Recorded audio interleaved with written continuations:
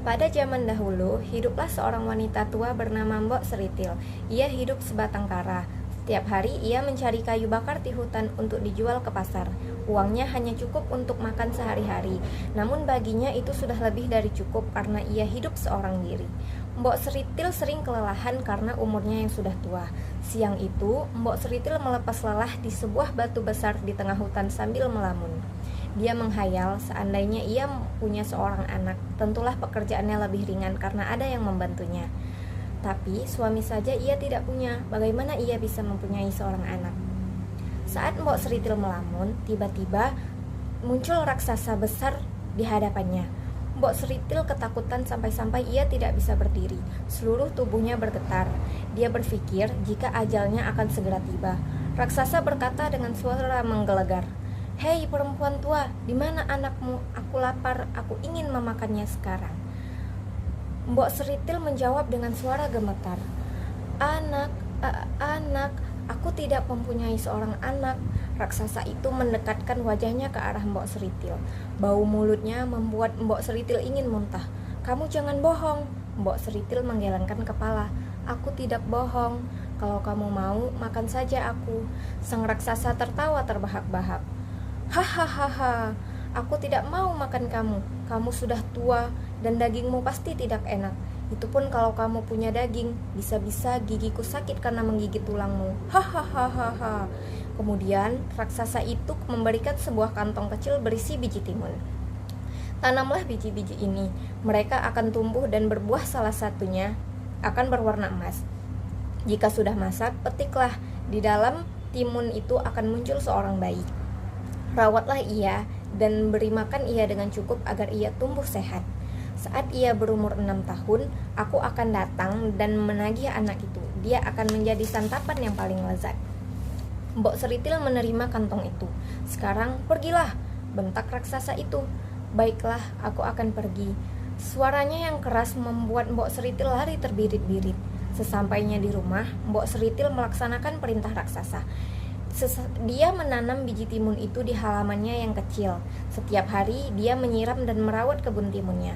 Seiring berjalannya waktu, tanamannya tambah subur dan mulai berbuah. Benar apa yang dikatakan raksasa, salah satu dari timun itu berwarna emas. Mbok Seritil memberikan perhatian khusus kepada timun emas itu. Timun-timun itu semakin masak, timun emas itu juga tumbuh besar. Sudah waktunya membelah timun itu. Mbok Seritil akhirnya memberikan timun emas itu dan membelahnya dengan hati-hati. Betapa terkejutnya dia ketika mendapati seorang bayi perempuan menangis di sana. Wah, seorang bayi perempuan yang cantik. Mbok Seritil senang sekali dan mendekap bayi itu. Ia menamainya Timun Emas. Timun Emas tumbuh menjadi gadis yang sehat, cekatan, dan terampil. Mbok Seritil tidak henti-hentinya bersyukur karena mempunyai anak berbakti seperti Timun Emas.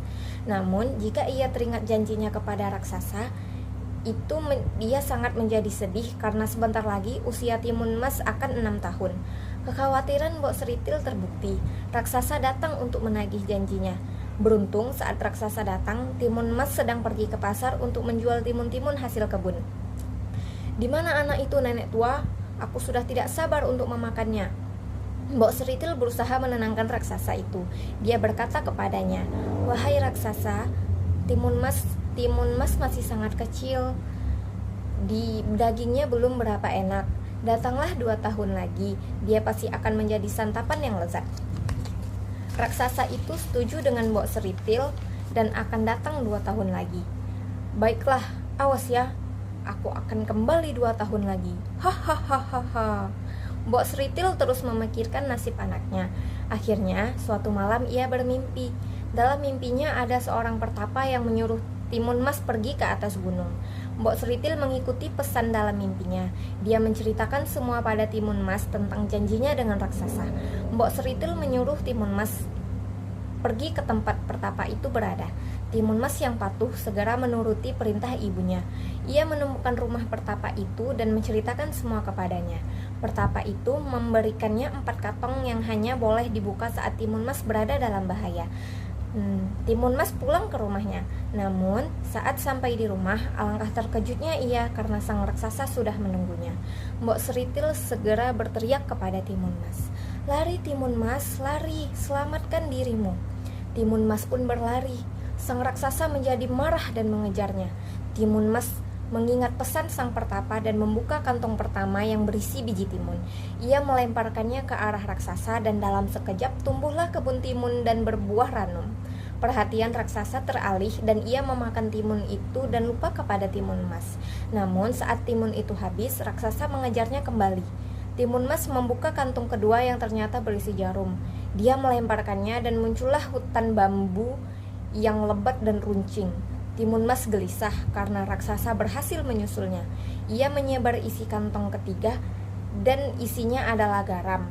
Dalam sekejap muncullah lautan luas. Sang raksasa berusaha berenang dengan kesakitan karena kakinya yang melewati bambu-bambu runcing tersebut. Raksasa berhasil keluar dari lautan tersebut. Hanya tersisa satu kantong lagi. Timun Mas memohon kepada Tuhan untuk menyelamatkan hidupnya. Ia menaburkan kantong terakhir yang berisi terasi. Dalam sekejap muncullah lautan lumpur ganas.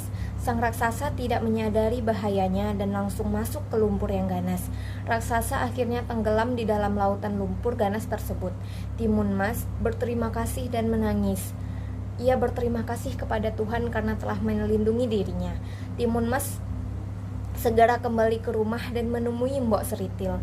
Ia memeluk Mbok Seritil dan menangis. Akhirnya mereka berdua hidup bahagia sebagai seorang ibu dan anak yang saling mengasihi. Terima kasih.